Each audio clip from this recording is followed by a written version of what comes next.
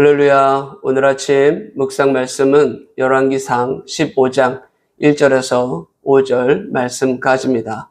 제가 봉독해 올리겠습니다. 느밧의 아들 여로보암 왕 18째 해에 아비암이 유다 왕이 되고 예루살렘에서 3년 동안 다스리니라. 그의 어머니의 이름은 마아가요 아비살롬의 딸이더라. 아비암이 그의 아버지가 이미 행한 모든 죄를 행하고 그의 마음이 그의 조상 다윗의 마음과 같지 아니하여 그의 하나님 여호와 앞에 온전하지 못하였으나 그의 하나님 여호와께서 다윗을 위하여 예루살렘에서 그에게 등불을 주시되 그의 아들을 세워 뒤를 잇게 하사 예루살렘을 견고하게 하셨으니 이는 다윗이 햇사람 우리아의 일 외에는 평생에 여호와 보시기에 정직하게 행하고 자기에게 명령하신 모든 일을 어기지 아니하였음이라. 아멘. 오늘도 이 말씀으로 승리하는 우리 행복한 성도들 모두가 되시기를 주님의 이름으로 간절히 축원합니다. 이제 이스라엘은 남과 북으로 나뉘어 이제는 분열 왕국 체제로 유지되게 되었습니다. 10지파가 솔로몬의 아들 르호보암을 떠나 여로보암을 따르는 것으로 고착화되어 가는 것이죠. 유다 왕 르호보암은 40세 왕위에 즉위하여서 17년 동안 다스렸고 그의 아들 아비암이 왕위를 계승합니다. 반면 북왕국 북이스라엘 왕 여로보암은 즉위하여서 22년을 다스린 후에 그의 아들 나답이 왕위를 계승하게 되죠. 이후 남과 북의 왕들의 시대가 열리게 되는데 안타까운 것은 북이스라엘에서 왕이 되는 사람들 중에는 단 한 사람도 선한 왕을 찾아볼 수가 없습니다. 모두가 여로보암의 길로 행하였다는 말로 북이스라엘의 왕들의 모습을 웅변적으로 보여주고 있습니다. 오늘 본문에는 르호보암에 이어서 그의 아들 아비암이 왕이 올라서게 되는데요. 여기서 아비암이란 이름은 여호와는 나의 아버지다라는 뜻을 갖습니다. 그리고 그 모친은 아비살롬, 즉 압살롬의 딸 마아가입니다. 2절을 보시게 되면 그의 어머니의 이름은 마아가요 아비살롬의 딸이더라. 여기서 말하는 아비살롬은 바로 압살롬을 말하는 거죠. 그래서 압살롬의 딸이 이 아비암의 어머니. 이 아비암은 이름의 뜻은 여호와는 나의 아버지라는 뜻을 가졌지만 그 부친이 행한 모든 죄를 행하고 백성들이 우상 숭배하는 것을 방조하는 그런 왕이 됩니다. 여러분, 아비암의 왕의 통치는 불과 3년밖에 안 됩니다. 3년에 그치는데 그에 대한 평가는 매우 부정적이다. 한마디로 온전치 못하였다. 3절을 보시게 되면 아비암이 그의 아버지가 이미 행한 모든 죄를 행하고 그의 마음이 그의 조상 다윗의 마음과 같지 아니하여 그의 하나님 여호와 앞에 온전하지 못하였으나 그렇습니다.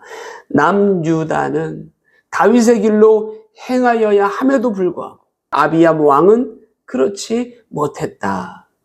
이에 하나님께서 아비암이 3년 만에 단명하여 죽게 되자 그의 아들을 왕으로 세우시는데 그에 대해서 하나님이 뭐라고 말씀하시는가?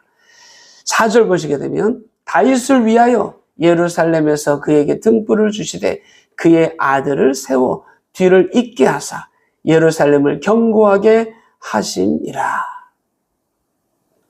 다윗을 생각해서 그 아비암의 아들만큼은 하나님이 견고하도록 예루살렘을 견고하게 하도록 그 왕을 세우셨다. 그 왕이 누굽니까? 바로 아사 왕입니다. 이때 북이스라엘은 여전히 여로보암이 왕으로 있던 때였습니다. 유다 왕 아사 왕은 무려 41년 동안 남유다를 통치했는데요. 감사하게도 아사 왕에 대한 평가는 긍정적입니다. 11절, 우리가 읽지는 않았지만 11절 말씀 보시게 되면 아사가 그의 조상 다윗같이 여호와 보시기에 정직하게 행하여. 도대체 그가 어떤 일을 행하였기에 성경은 이런 평가를 내리고 있는가?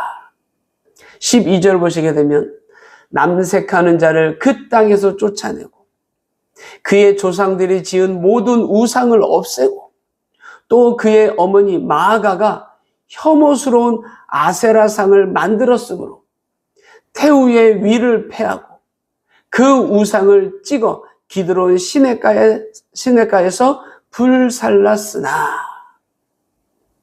그리고 이어서 열왕기는 한 번 더 여호와 하나님을 향한 아사의 충정을 기록하고 있는데요. 14절 15절 보시게 되면 아사의 마음이 일평생 여호와 앞에 온전하였으며 그가 그의 아버지가 성별한 것과 자기가 성별한 것을 여호와의 성전에 받들어 드렸으니 곧 은과 금과 그릇들이라.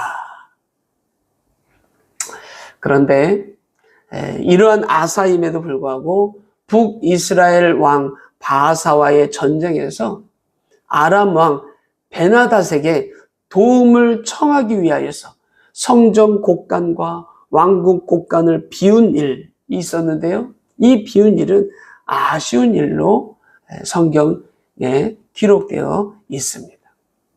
비록 전쟁에는 이겼지만 하나님께 기쁨을 드리지 못한 것이 된 것이죠. 그렇습니다. 3년 동안 다스린 왕도, 무려 41년 동안 다스린 왕도 그 통치에 대한 성적표를 받았는데 문제는 기간이 아니더라.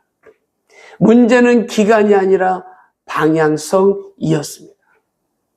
사랑하는 성도 여러분, 유다 왕들에게 있어서 표준은 바로 다윗 왕이었습니다.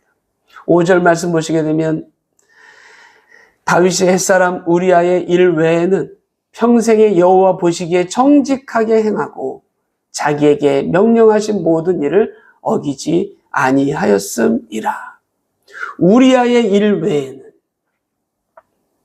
우리아의 아내 밧세바를 아내로 삼고 우리아를 죽인 일, 이 일을 말씀하고 있는 거죠. 이 일 외에는 평생에 여호와 보시기에 정직하게 행하였다. 그렇습니다. 유다는 혈통의 나라가 아니라 하나님의 언약 아래에서 세워지는 나라가 바로 유다였습니다. 이에 그 어떤 왕이라도 하나님의 언약 아래에서 하나님의 주권과 권위 아래에서 세움받아야 하는 것이죠. 이것이 앞으로 전개될 왕들의 평가 기준이 되는 것입니다. 사랑하는 성도 여러분, 오늘날 우리가 신약시대를 살아갑니다. 신약시대를 살아가는 오늘 우리들, 교회를 이루고 예수 그리스도를 믿는 하나님의 자녀들로 모여있는 성도들, 그 성도들, 오늘 우리 모두의 인생도 언젠가는 하나님께로부터 성적표를 받게 될 것입니다. 오늘 이 말씀을 통해서 나도 이런 성적표를 받겠구나. 나도 어떤 성적표를 받겠구나. 우리 일생의 삶을 토대로 하나님 앞에 성적표를 받겠구나 하는 것을 여러분 느끼게 될 것입니다. 이에 바라기는 오늘 우리들이 어떤 성적표를 받아야 될까요? 바로 은혜 언약 아래에 거하는 자로서의 성적표를 받아 들어야 됩니다. 그렇습니다. 그래서 바라기는 은혜 언약 아래의 백성으로 모든 걸음걸음이 은혜로 걷는 걸음이 되기를 간절히 바라고요. 그리고 그 은혜로 걷는 걸음 속에 정직히 행하고 하나님의 주권과 하나님의 권위 아래에서 삶을 살아가는 성도가 되기를 주님의 이름으로 간절히 축원합니다. 기도하겠습니다. 할렐루야. 사랑이 많으신 아버지 하나님, 주께서 오늘도 저희들의 귀한 말씀 주심을 참 감사합니다. 언약 아래에 사는 백성으로서 오늘 우리가 삶을 살아갈 때 우리의 삶의 일생의 삶의 평가 기준이 바로 그 언약을 붙들고 그 언약을 지키는 자로, 그 언약을 마음에 새기는 자로 삶을 살아가는 하나님의 거룩한 백성들, 우리 행복한 그 성도들 모두가 되게 하옵소서. 모든 것 감사드리며 살아계신 우리 주 예수님의 이름으로 간절히 기도드리옵나이다. 아멘.